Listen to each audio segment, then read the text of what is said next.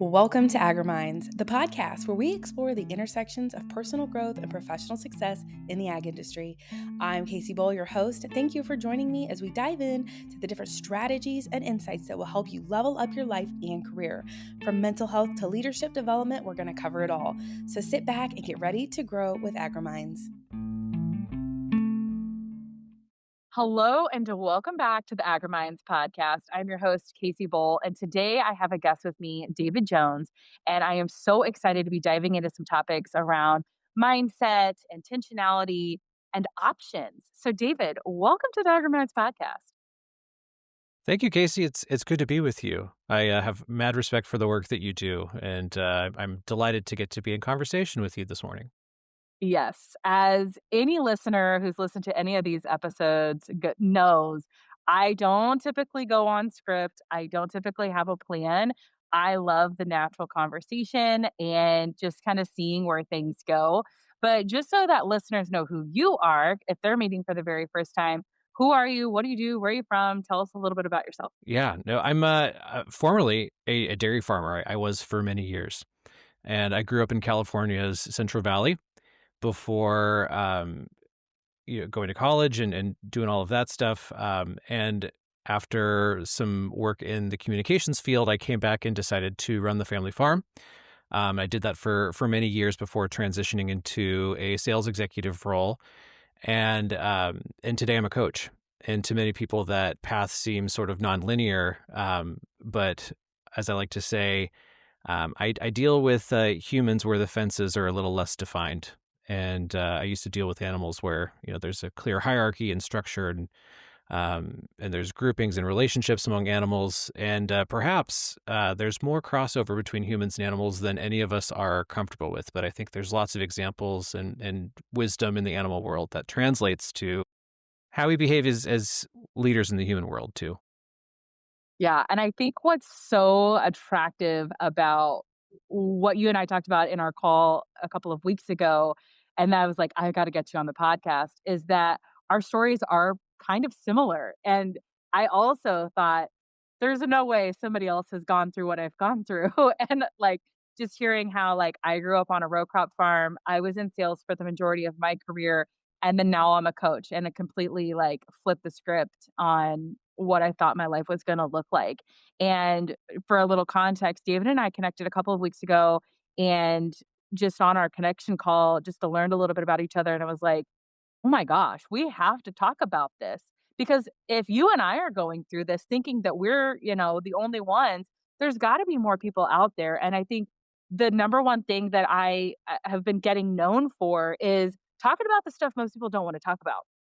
It's Sure. saying out loud the conversations that a lot of people have with themselves in their head that they're just like craving to have externally, but don't have any place to talk about it, don't know how to talk about it, nor what to do with that information if it is out loud. Like, do we just blurt it out, or are there action steps that we need to take about these things that we're challenged with, given opportunities with, that we're unsure what to decide, what steps to take, because there's no path out there, that there's no blueprint, right? Nobody's paved this way for us. And so tell us a little bit more about how you got into what you're doing. So you said like you were at the dairy, and then you were in sales, and now you're coaching. Like, why the transitions? Why did you leave the farm to begin with? Do you mind sharing a little bit about that? Yeah, I'm happy to say a little bit about it. I loved farming. I still love many pieces of it, and but ultimately, farming, while it was something I was born into, wasn't necessarily something that I chose.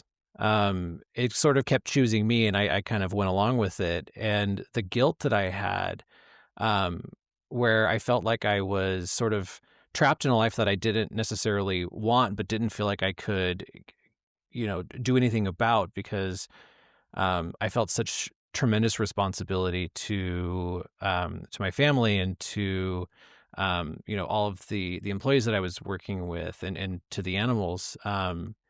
I sort of felt like there was, even if I wanted to make a change, there was nothing I could do about it.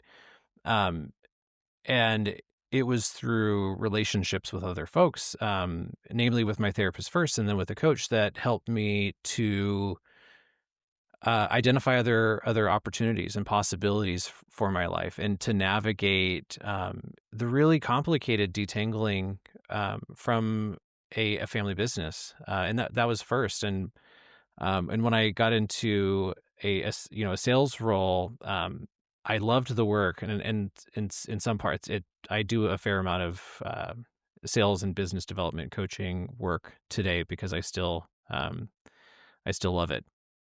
But there was plenty of that didn't quite work for me. I think that the through line that I started to identify was that I really loved working with people. And when I was on the farm, that was the animals were great. Animals have always been easy because, as somebody who studied animal science, it's, the behaviors and are fairly predictable, and you run little experiments when things aren't going well. Um, but the people there, it's far more nuanced. It's less linear. There's more that gets in the way. There's more opportunity. And so I started to have a sense that this was the type of work that I liked, but I didn't see a path into it. Um, but I guess, long story short here, um, I just felt like I kept on putting different jackets on that didn't quite fit. Um, and I've largely lived life through a series of experiments, but I got trapped in a few experiments along the way. And when I found my way out of those and into something else, like my life finally had forward movement again in a way that felt good. But it's certainly been hard fought, and yeah, it's been a challenge in many ways, but very rewarding. I'm glad to be doing the work that I'm doing today. Yeah. Yeah. Thank you for sharing that. I think that so many people have gone through that same, like, kind of testing the waters of like, is this what I want to do? Is that what I want to do? And then you've also got the extreme of, doesn't matter. This was already laid out for me. 5 generations ahead of me have done it this way or done this job, right? And so that's kind of what I'm going to do. The expectation is there that I am taking over the family business. And I don't think it's specific to agriculture by any means. I mean, you look back in history, if your dad was a coal miner, you become a coal miner. If your dad was on the railroad, or if your dad was a pharmacist or a doctor, like if your dad was a lawyer, right? Like that's kind of like been how it's gone. And I don't think that it's on purpose to trap people. I think it's just that's what we know. And that's what's familiar and comfortable. And so it's kind of just like, hey, you know more about this one field, and you see the pros and the benefits and the purpose that that original person had, and so you want to pass that same excitement, purpose, experience onto the next generation because you see the power, the benefit in it, right? And I think the same can be said for agriculture, right? Like, there's the tagline, feeding the world. Like, to me, like, I don't feel like I'm feeding the world. I feel like I am carrying on a family tradition, and I am carrying on what generations ahead of me started and poured their heart and soul into. And obviously they built this up, and I want to see it through, and I see the power in it. But for me, it was a little bit of a different thing. Like, yes, I had the opportunity to walk away, but I also didn't have an opportunity to walk in either.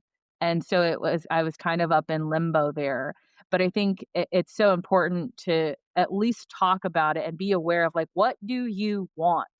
Right? Like, off of what's the movie? The Notebook, where he's like, "What do you want?" And sometimes we're just like, "I don't know, I need you to tell me what I want." Like, and sometimes, like, that's the easiest thing is, "Dad, mom, what do I need to do with my life? I don't know, there's so many opportunities. Also, I don't even know what else is out there right now." And so I wanna, like, wrap that part up with just saying, like, I think the awareness piece right there is so key, and if you don't know what's out there, you don't know what else to explore, and so there is so much power in trying on those different jackets, seeing what fits, what works for you, what doesn't, what feels right. And a lot of people don't do that, nor know that they have the opportunity to do that, the option to do that. And so, if you don't mind, let's kind of like keep moving forward and transition into you found kind of like your identity, then you moved into sounds like a corporate job. What's that look? Well, as I was deciding to make the exit from the farm, I was really charting, what are my paths forward. There was actually, so this is a funny story that I don't know that I've said much publicly, but um, there was a role with the company that I ended up working with that I really wanted, and the title of that role was farm coach.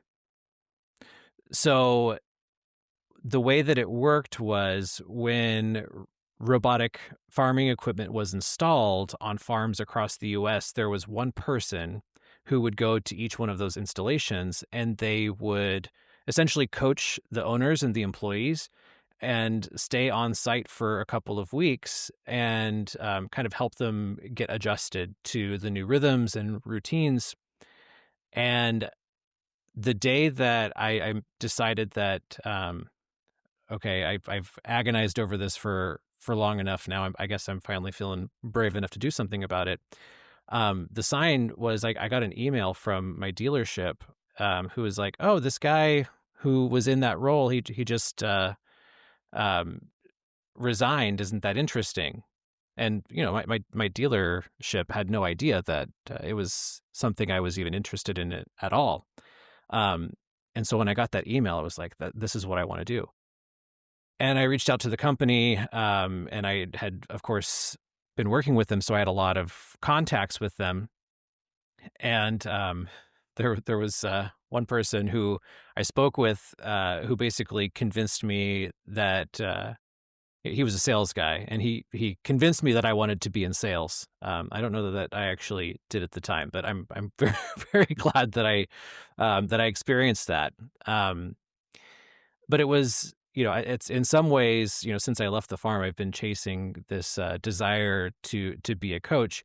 Um, but different career forces kept kind of molding me into something else. And and look where I've landed now. Now I'm coaching. So, it's as you were talking, I was just thinking about how easy it is to to be walking down a path. And for me, that path was in the dairy industry, right? And so the only options that I felt were available to me were within the dairy industry, right? It's this kind of like sunk cost fallacy. Like I can't do anything else. I can't be anything else because this is all I've ever known. If I'm going to make a career pivot, it should probably be in an area that I have some subject matter expertise. Um, and so I was even trapped in that place of like, well, ag is all I've ever known. This is the only thing that I can do. And turns out that's not true. Though no one talks about how difficult it can be to make that transition, to pivot into something else, the length of time it can take to um, build new relationships in a different field, to, build a practice from scratch, something that you have experienced and you know quite well. Um, it's pivots are not necessarily easy, and so that's what keeps a lot of us from doing them. But to me, what that means is, if you are never brave enough to do the big scary thing that you want to do, you'll keep living a C minus life where it's just good enough. Um, it's not itchy enough that you feel like you got to change your sweater. Um, it serves you well enough, um, and we're fine with that level of discomfort because the idea in our brains of making a big pivot is far more scarier because there's so many more unknowns. So let's just stay right where we are because this is what we know, and C minus is fine for me. But I'm here to tell you, like, if you've got an inkling that there's something else out there for you, like there is an A out there if you'd like it. It's up to you to grab it and to cultivate it. Whoa. I have a lot of thoughts here. One, because I was pretty often a C minus student all throughout school. Like I I did not thrive in school. I but here's the thing. As soon as I graduated from college, I loved to learn. And I realized like, okay, maybe I was just going about it the wrong way because I was being forced to learn these specific things this specific Sure. way.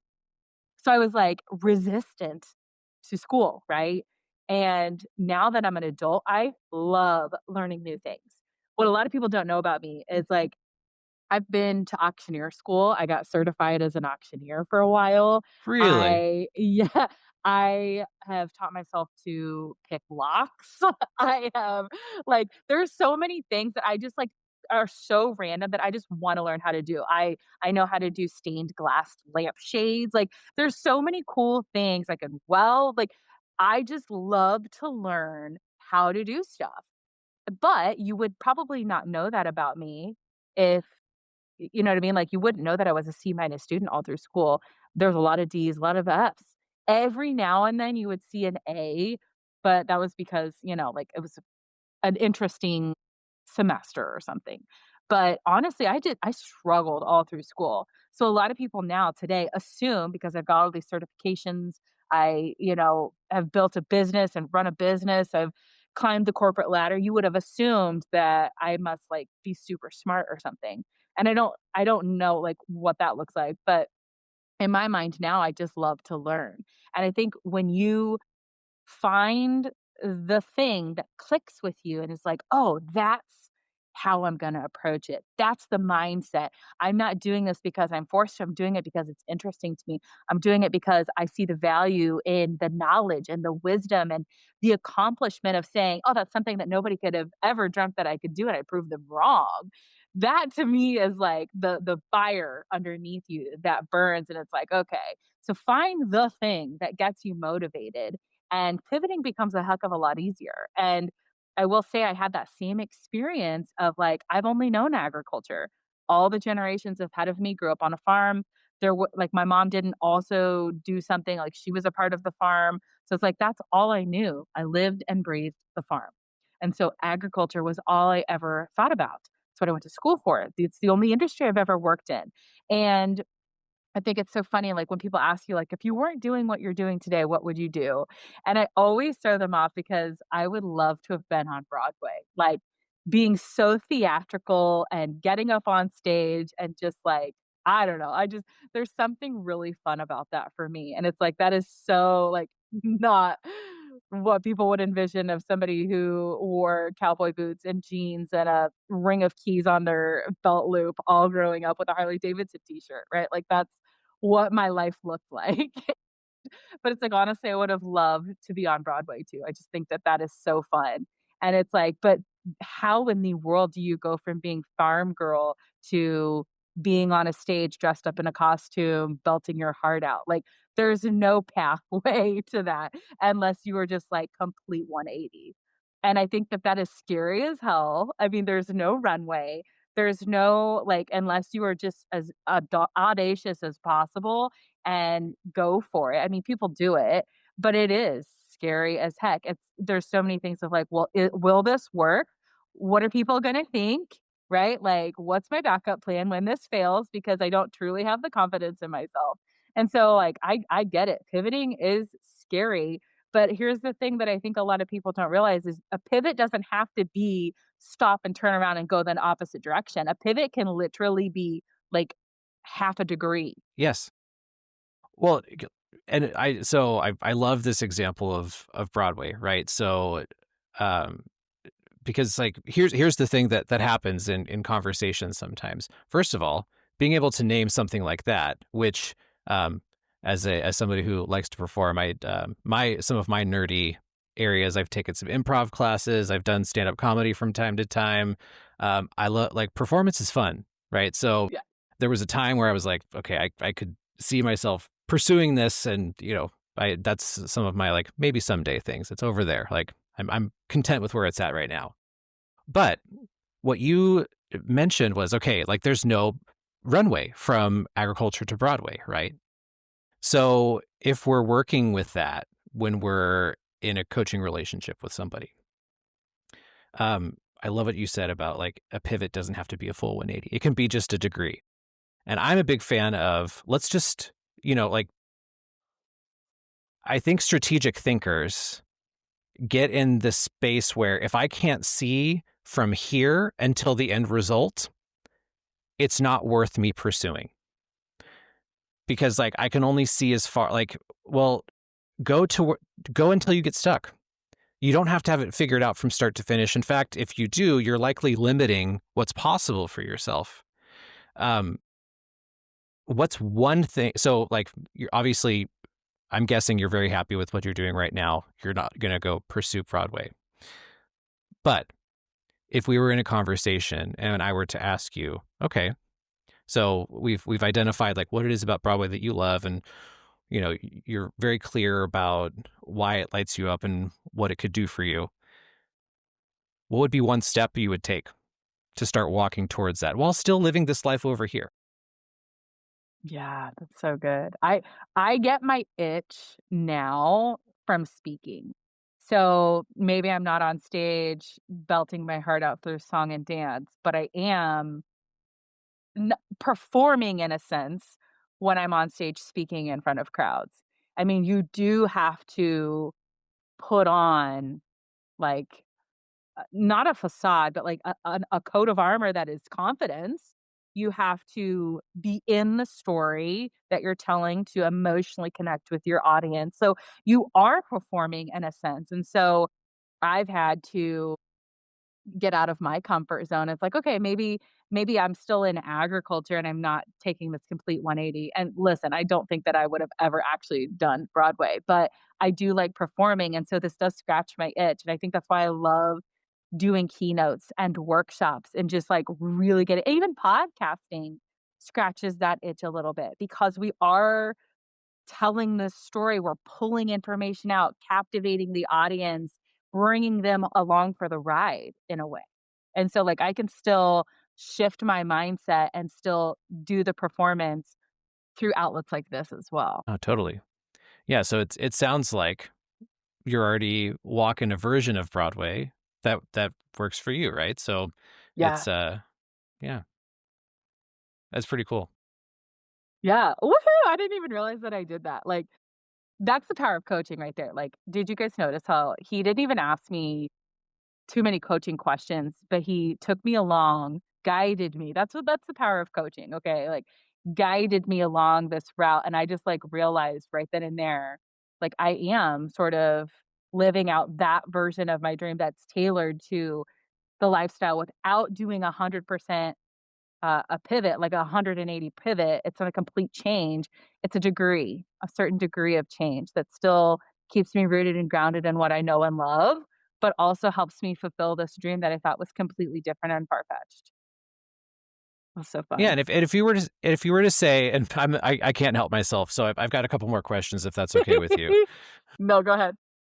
Okay, so if you were saying like from 0 to 100% of your focus right now, like how much is speaking? Like what sliver does it get of your focus? Mm. It definitely depends on the season, right? Like, I think within ag specifically, right, there is a speaking season in the winter months. That's where all the conferences Sure. and meetings and stuff are. So I would say it depends on the season, but it's close to probably 40% of my time is spent speaking. Okay. Yeah, I mean, that's great. So 40% is, your version of Broadway right now. And yeah, if you ever wanted to be 50 or 60%, like that would be a conversation that we would have in a coaching engagement, right? Where it'd be like, Yeah. okay, well, how do we start to expand this just a little bit further? And Mhm. like not stretch the rubber band to the place where it breaks, but like let's stretch to the point of discomfort and start trying things on and see what can happen. It's why I love the work. Isn't this so fun? Okay, so for people who are listening to this episode, what are some questions or things that they can begin to get aware of that are like, maybe it's time for me to start pivoting. Maybe it's time for me to at least just go one degree or, do things need to change or do they not need to change right now, but it's something to be aware of so that way in the future they can start putting a plan into place. What are some thoughts you got around that? Yeah, I think um your thoughts have to have some sort of receptacle. I believe that when our thoughts just stay in your brain, it's really easy for them to get all jumbled up and mixed together and for there to be no clarity. And so if you're sitting with really big questions, um, to me, there's perhaps there's a number of ways to access them and get a little bit of clarity, but there's a couple of things that come to mind first. And the first is simply to purge your thoughts, to put them on paper, to start writing. That's one way to start gaining some awareness, and not writing because you want anyone to see it or because you think you're going to write something brilliant. The goal is not to censor yourself. It's just to start to write stream of consciousness, what's in your brain. When I ask you the question, if you were living a different life, what do you dream it would look like? And that's a big question. So start writing it. And you might be surprised at what emerges. And maybe you won't be. Maybe these are things that you've been thinking about for a long time, but now you're starting to see them pen to paper. Julia Cameron, who wrote The Artist's Way, talks about like the habit of getting into writing and how if you write every single day and you kind of do some of the stream of consciousness activity, at some point it becomes very difficult to avoid or to not do something about all the things that you keep bitching about on paper. Yes. Uh, so I love that. Are you reaching for your copy of The Artist's Way? Yeah. I knew I it. have the I knew Artist's it. Way workbook. How are we the same Yeah. human being? Yes. I'm staring at my workbook right here. In fact, let me grab it so So that funny. yeah, here's mine. Okay. Yeah. Um I love it. so there's that. So I think writing is such a powerful tool and there's so many of us who I mean, like I tried I think the way that we're introduced to it is, write a daily journal or like first of all, daily for a lot of people is a lot, especially if you've got ADHD I like am myself. not a daily. I can't do it. Don't expect that from me. No, but I think for me, I write a few times a week and that is enough for me to to work through some of these things. So writing is one really powerful way to start to see what's bubbling through your subconscious. The other thing is there is a real power to being witnessed by somebody who has no attachment to the outcome of your life. Most of the people in your immediate circle, whether they mean to or not, have some attachment to who you are. Because if you're to change, that means their life is going to change some way. And we know that, right? I mean, people grow and they evolve and our relationship shifts and sometimes people move away and we don't talk as much as we'd like, but we think about them all the time. And we kind of love to have the comfort of somebody in the consistency of like who you are. But it's really hard to make a change in your life or to do something different when there's so many people who are invested in the version of you are today. So Mm. speaking with somebody, getting some of these ideas out loud so that you can be witnessed, I think is a really powerful tool as well. So writing and speaking are two ways to get some clarity around, do I even need to make a change? At some point, you'll have enough information once you start speaking or writing where you can finally make a choice. But most of the problem is like, if it stays up here, we can't, like, choosing is an action. Thought is just, continue perpetuating the spin. Like once we get Yeah. into action, that's when things start to move. Yes. Oh my gosh. Okay. So many thoughts here. First of all, I love that we have the exact same workbook. And I of course we think do. that I is don't know why I'm hilarious. surprised. Yeah. That's so funny. I am not a daily I don't journal. I ever really. I do have a notebook next to my bed because right before I fall asleep, that's when my brain is going. And like, I'm not even kidding. That is my favorite time to practice my speeches. Anytime I'm getting ready to deliver a keynote, as I'm drifting off to sleep, I'm envisioning myself on the stage and I will do my, like I'll start it off and I'll like go through and I'm like, "Oh, that's a good phrase." And I'll lean over and I'll write it down. And I don't know why that is the most clarity throughout my day. It's right before I get ready to go to bed. And so I do keep that next to my bed, but I don't journal. I do brain dump externally. So something I work with a Mhm. lot of my clients on is brain dumping because they're always like, well, I'm stuck in analysis paralysis. I don't know what decision to make. I don't know where to go from here. And I'm like, let's just talk it out loud, right? Some people need to write it down and, like that's how they process. But for the people who are like me who can't brain dumping that way doesn't work for them, I say let's talk it out, right? It doesn't have to make sense to me. You may be feeling like you're talking in circles and not making sense at all, which I feel like happens often for me. I'm like, did any of that just make sense? And they're like, no, not really, but did it make sense for you? Yes. Okay, cool. Because I got the clarity I needed. And I do that with my clients too, of like, just get it out, talk it through. And as long as it clicks for you somewhere inside, that's all that matters. It doesn't have to make sense for me. And I think the same can be said for the decisions you make, the pivots that you make, the growth that you experience. You can't expect anybody to understand it, approve it, right? Like cuz they're not in your experience, your reality. And so I think that that's so important to remember too of like as you're on this journey of just becoming more aware of what's working for your life, what's not, what's bringing you joy and energy, what's not. What do you decide you want to pivot to or stop pivoting to sometimes that makes sense too, is Mhm. just realizing like not everybody's going to understand it. But something that you mentioned, and I don't think you said the actual word, but ripple effect came to mind for me when you were speaking about how like it's impossible for those people around you to not change if you're changing.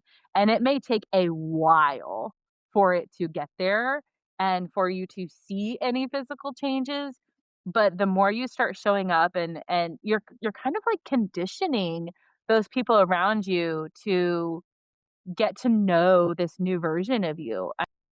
I do it with my internal family, I do it with my extended family of like, like obviously there are touchy topics, religion, politics, homeschooling versus public school, right? There are topics that we experience in our day-to-day lives that it doesn't matter if we disagree, but I want you to start to slowly see where I'm coming from, and I want to see where you're slowly, coming from on your end too. And it may end up being a clash, but at least we're trying to meet somewhere in the middle. And we can't expect to always understand where somebody is coming from. But the work that we can do and the grace that we can give is to just try and understand, collect information, and see what that means for us. Gosh, there's so much in what you just said that, I'm trying to decide which part I wanna grab onto. I think especially people who love us,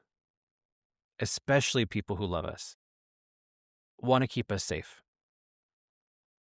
And so any fear that we're experiencing around making a shift in our life is amplified by the people who love us. Not because they don't want to see us evolve or because they don't want to see us happy, but simply, most folks who love us are trying to guide us into some path of life that makes sense for them. Not necessarily what makes sense for us, but what makes sense for them. Yeah. And they'll Oh gosh. advise us based on what they've seen. They'll advise us based on what they perceive to be risks, not what we perceive to be risks. And so, I think some of the questions, I ask myself often and encourage the people I work with to ask is this fear? Is this mine? Does it belong to me? Or is this something that has been placed upon me? And it's a really hard exercise to start, by the way, because it pick parsing apart like what's mine versus what's somebody else's is, I still, I don't know if that's a process that ever fully stops once you do some self interrogation. Um, but I think one of the most valuable things that I've learned from this profession, and it's something that I institute in my own life, is the things that we make space for happen. The things we do not make space for do not happen. And what do I mean by that? Well, if I've got a goal, and oh God, I have so many flashbacks to all of the harebrained entrepreneurial things that I wanted to do at various points in my life, and I still have some of that in me. But I stayed in ideation about it, right? And there was no space to do anything about it. And by the way, I had, very demanding careers. And so trying to build space for that is just something that wasn't going to happen on its own. And by the end of the day, it wasn't something that I felt I had space for.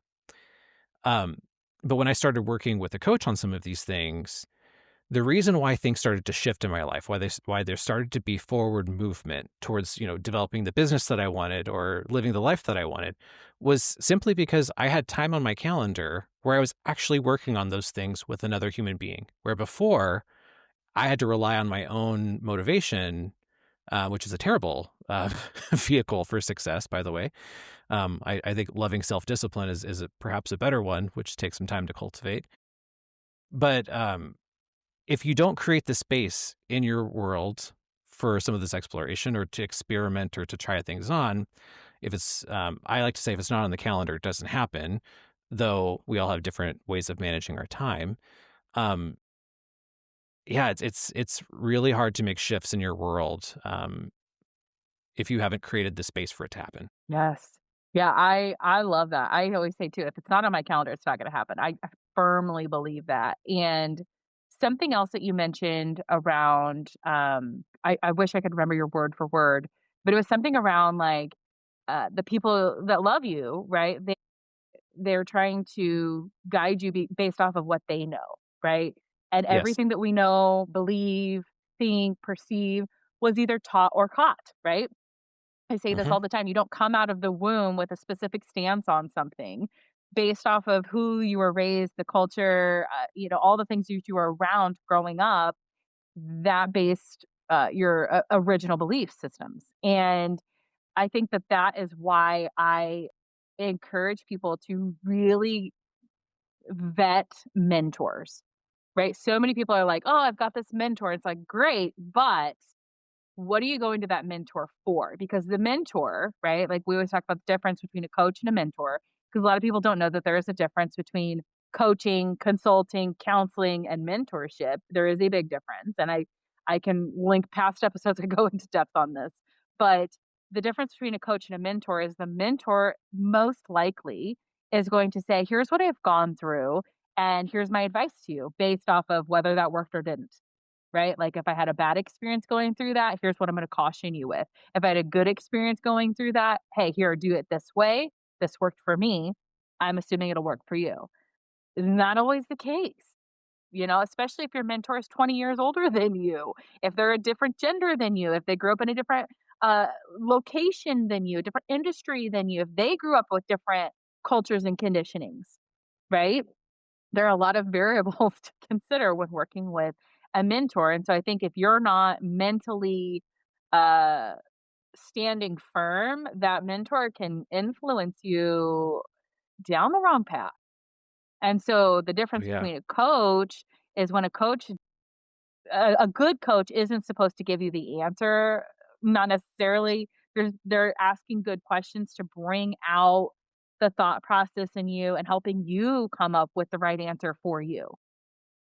Oh, yeah. And I think that a lot of people can get those mixed up, and that's why I say, like, okay, cool if you have a mentor, but be careful with the mentor because they're gonna probably influence you to make a decision, whereas a coach should be pretty hands off in that case. Yeah. No, gosh, I mean, I could say so much about this. I've had some really wonderful mentors in my time, and I've had some real shit ones too. Um, and the folks that I would label as shit mentors, I don't think that they are bad people. I don't think that they're bad people. In fact, there's two in my head who I will not name, but um, I think are actually really stand up human beings. And um, some of what was challenging in us working together was they were implanting me with their fears. And they were encouraging me to try things that had worked for them, but didn't necessarily align with the way that I like to work or the ways that I see working in alignment with my values. Um, and so, gosh, it's such a tricky road, and as a young professional, it can be when you're starting to when you realize, well, let's just say there's so much freedom that comes when you realize, like, most people don't know what the hell they're doing. We're all just kind of Broadwaying it through life. There's a huge performance aspect to all of this, and um, I like to say, I'm happy to tell you my way. I'm happy to tell you what works for me. My way will not be your way. Um, and from time to time as a coach, listen, I'm a human being. There are times where I think I'm pretty freaking brilliant and I'm over here itching in my seat to be like, "Oh, I've got a great idea for you." Um, and I can't help myself, but I try to position it in a way it's like, "Hey, I've got a thought. I'm not sure I can move on in conversation unless I share it. Could I do that? And will you give me the gift of letting me know if you think it's shit? And perhaps it's either something we can scrap or we can edit, but let me share this thought." And most of the time, it's a yes. You can share it, and I think asking the question also opens up to, I'm very willing to be wrong. I'm very willing. I hold it very lightly when I offer something.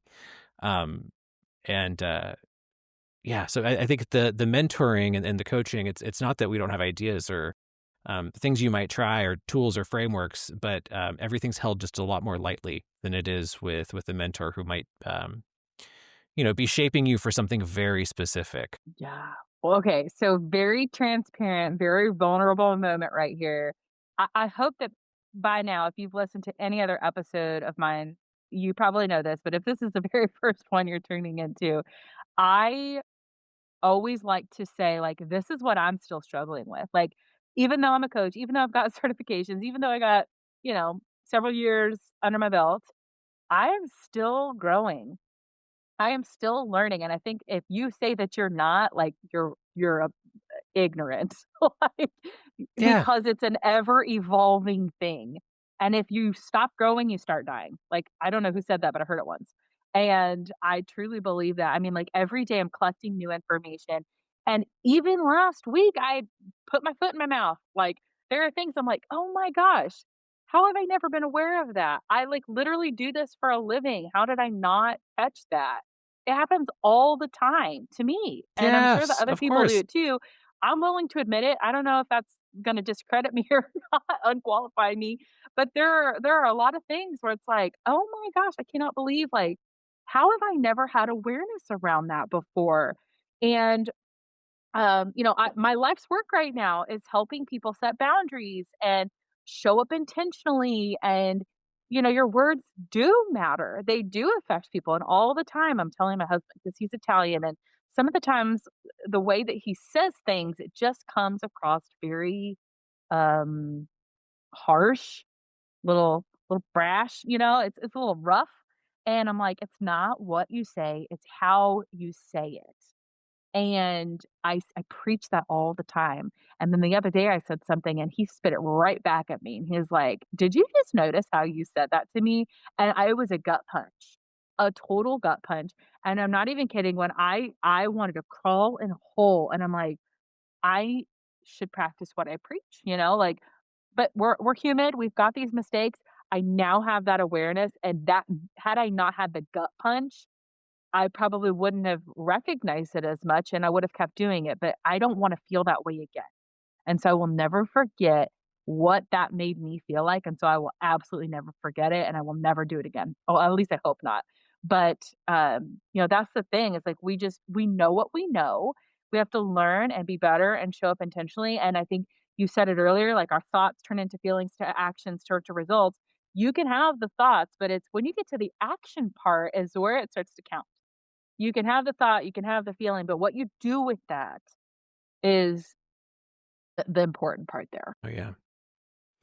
No, it's awareness is a lovely little conduit to choice, isn't it? Yeah, it's so in the past, right? Before we have any awareness of what's happening, we get the gut punch. And y- listen, 5, 10 years ago, I would get a gut punch, and maybe you were like me. I would interpret that in a very different way. See, today your interpretation is, ooh, that hurts because that's out of line with the person I want to be. 5 or 10 years ago, if I got a gut punch like that, it would be, fuck this person for making me feel like shit. Why are they throwing this in my face? I am the victim, right? And Yes. it's Oh god, funny yes. how, like, rewriting that story to be like, "Oh, the universe does not center around me, by the way." Um, and perhaps I can use this data signal from my body, this gut punch, and interpret it a little different way. That might be in service of this relationship rather than, me making it about, you know, this person and what they made me feel. It's like, let me take full responsibility for what's happening to me. Um, and perhaps then I can do something about it. But awareness is, um, it's a word that we throw around. And I remember when I first started going through coaching training, um, I had mentioned that I was getting, nervous in some of my conversations. And the mentor I was working with, the coaching mentor I was working at the time, just said, "Oh, well, that's a really powerful thing to notice." And I was like, What the fuck do you want me to do with that? Just notice it? What do you want me to do Uh, about it?" And, yeah. um, and over time, I've realized, like, yes, awareness is a conduit to choice, but you have to slow down, right? So, like, if I can name what's happening for me, then I might have a little bit of agency to do something about it. Oh, dang it. So good. I I don't even I gotta process this for a second because I'm the same way, like, "Okay, great." Like, what do we do with that, right? Like, I think that's why I get so impatient, frustrated, unsatisfied, maybe even working, like, with counselors. Like, I've tried to do some therapy, and I'm like, "Ugh, come on, get deeper than that," right? Like, let's go because I hate surface level stuff. "Well, how does that really make you feel today?" I'm like, "I just told you I'm pissed," right? Like, let's go. I totally get it. Man, I'm reeling from that. That is so good. I don't even know where I wanna go with that. Yeah, I don't know. it's That's yeah. yeah. I had my own. I went to therapy for many years, and it was such a valuable experience. Um, and the difference between therapy and coaching, therapy was a lot of what you described, right? I built so much awareness, and I talked through a lot of things, and I got over a whole bunch of shit that I needed to get over. Um, and I would often leave those conversations wondering, like, well, and here's my business becoming. I'm like, how do I operationalize this? Like, what do I do to implement this into my world? And, what I love in the coaching world is, like, we pair awareness with action. It's like, okay, if you based on what you've learned about yourself here, like, what is one small step that you have to take? Not, okay, you wanna be on Broadway, so let's start crafting your 5-year plan to get there and planning your finances and all of the like, no, no, no, no, no, no, no. Who's one person you could call and ask some questions to? What's one class that you could sign up for? We don't have to do it all at once. Let's make one small move, but let's bridge this awareness that you're having of this desire into something that helps you get that. And that Yeah. was the link that was missing for me in therapy from time to time. But I had a Yeah. wonderful therapist. I won't call her out because I well, for many reasons, but yeah. Yeah. I think there's definitely a time and a place, and for those that are like, "Okay, well, can you explain deeper?" I have kind of been told that therapy, counseling, open wounds. If something is traumatic or something has happened to you that you're stuck on, can't heal from, need to process and overcome, go there. You're looking for Hmm.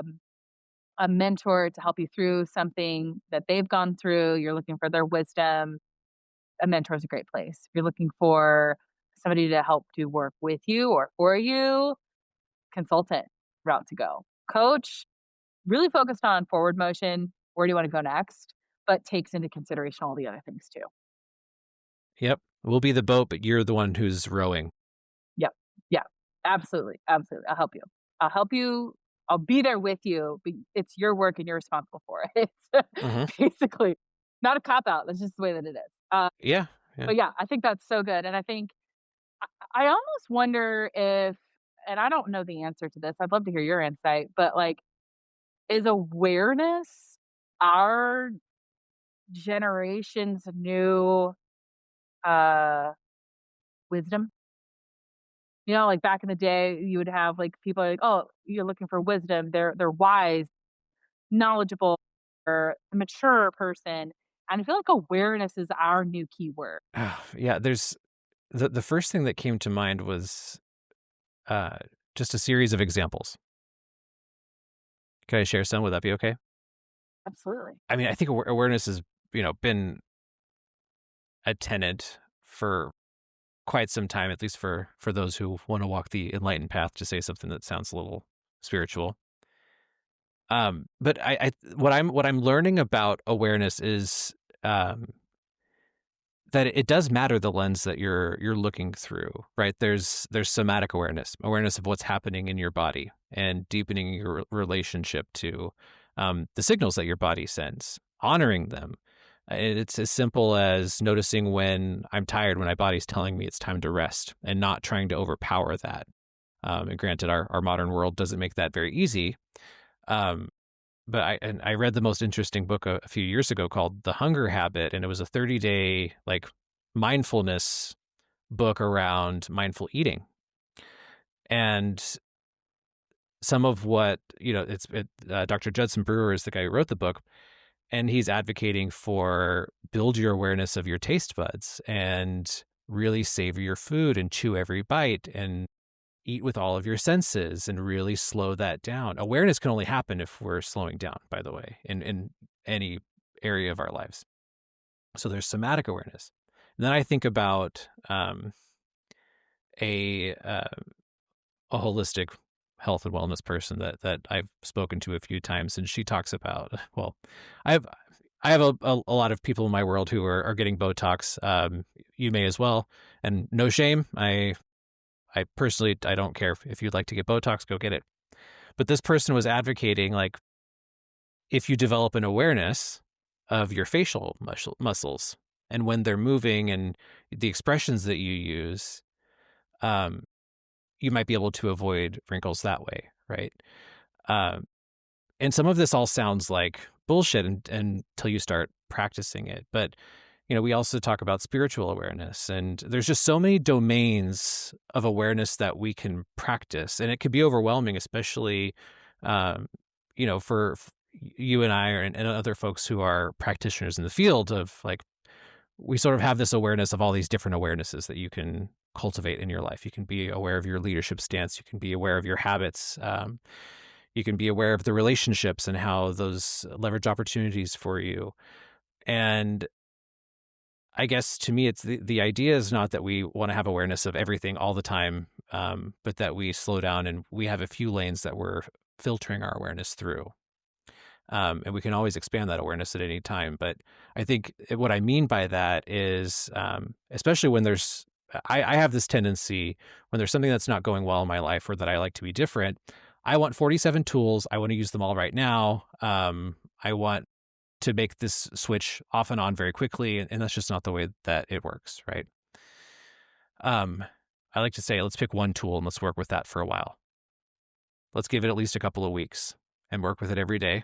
And then if we decide that tool is not working, we can pick another one. But um, it's really hard to reach for a hammer that you've never felt in your hand before.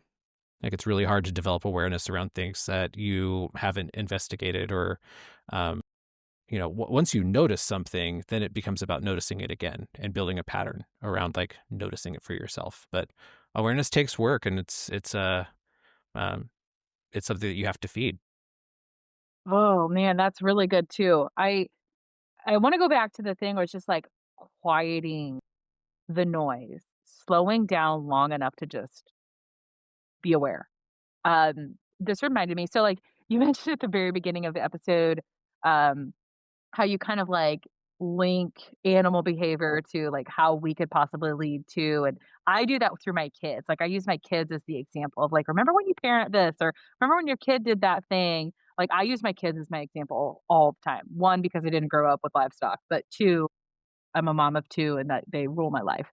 So, I have 2 kids, and my oldest, who's 9 now, we homeschool, and we just did some anatomy stuff, and we reviewed the 5 senses. And one of the experiences was close your eyes, and I'm gonna put salt and sugar in front of you, and I want you to taste the salt first, or I don't remember if it was the sugar first or whatever.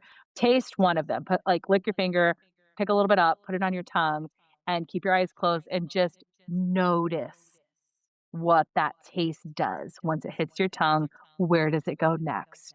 Does it like signal up to your brain? And then like we did the same thing with a piece of ice. Like keep your eyes closed. I put a little bit of ice on the inside of his arm and you just notice where does the cold spread to? And you just like being aware of those things and like literally just being. And I think that I don't know if I'm becoming woo woo, but like this just being aware part, I think is just so unnormal for people in agriculture, right? Like we're in tune with what our crops are doing. We're paying attention to, oh, your leaf turned purple, you're low on this. You start to see wilting around the edges here. You need that. You could look at cattle, right? You're noticing this thing on them or how they're acting. You're seeing that this is happening here. That must mean that. But when we do it for, like, we can't do it for ourselves. We won't do it for ourselves. We don't know how, right? Like, oh, your shoulders are starting to hurt. You woke up with a cramp in your arm. Could it be because your jaw has been locked for the last 2 weeks because of stress? Right? Like, we don't pay attention to those signals. We notice them in our operation, we notice them in our machinery, we notice them in our livestock and our plants, but we don't slow down long enough to pay attention to them in our own bodies. And so that's the work that I'm trying to incorporate. I mean, so we've got Greg Kruger coming into the AgriMind Summit doing the breath work and like Mhm. literally just challenging people to slow down and breathe.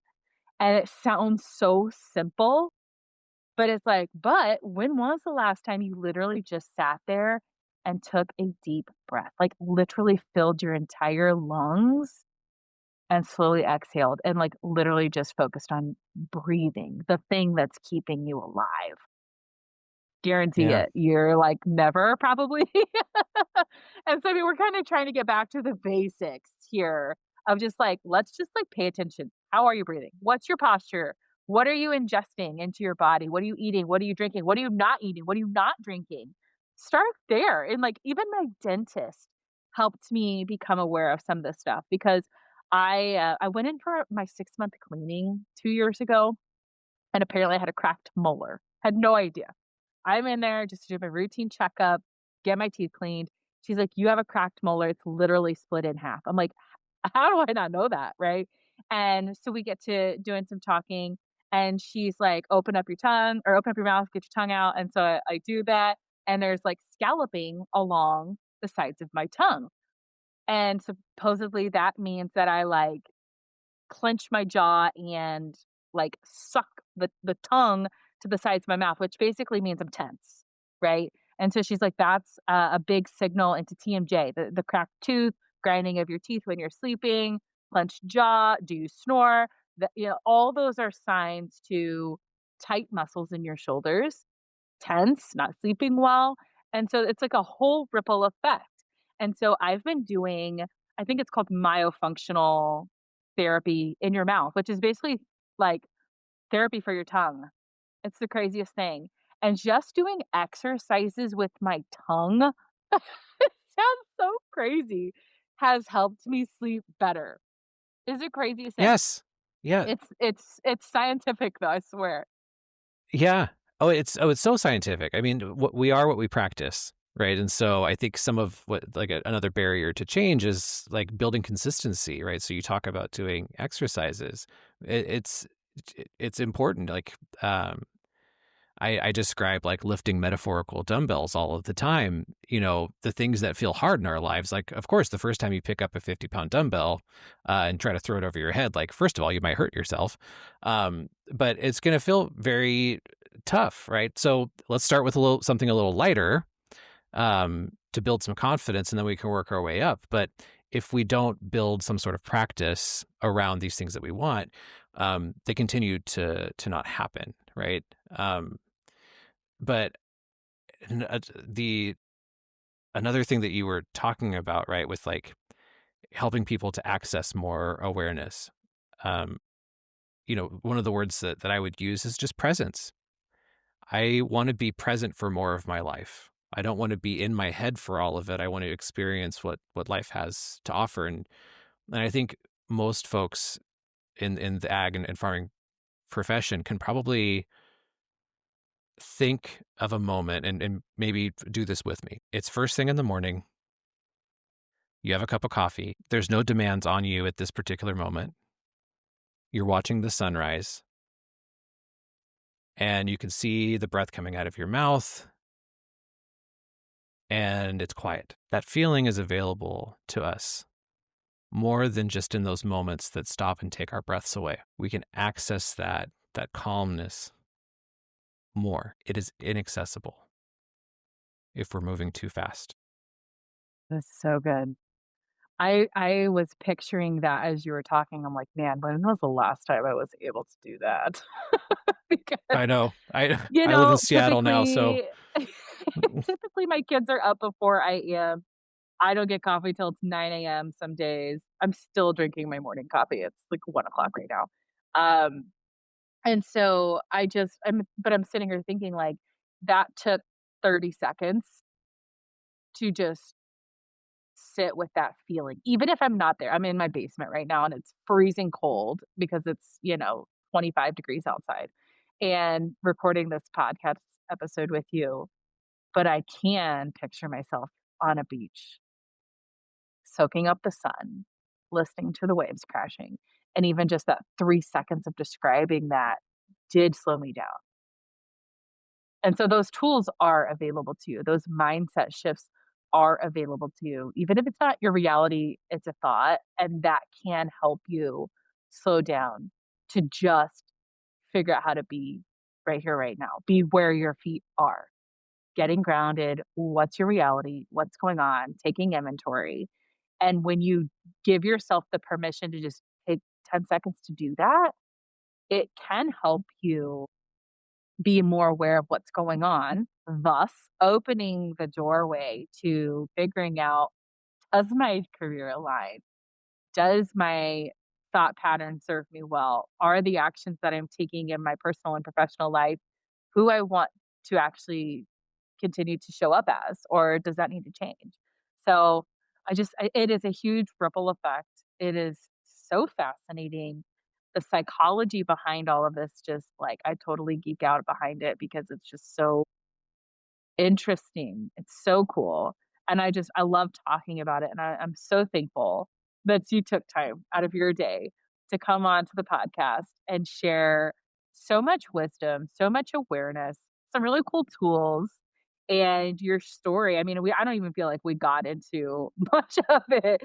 But that's what happens when you don't script your podcast and you just literally have genuine conversations and just go with the flow. So I love that. David, if you could leave people with one final thought, key to awareness, exercise, quote, anything to just leave them better after they've listened to this podcast than they were when they started it, what would it be?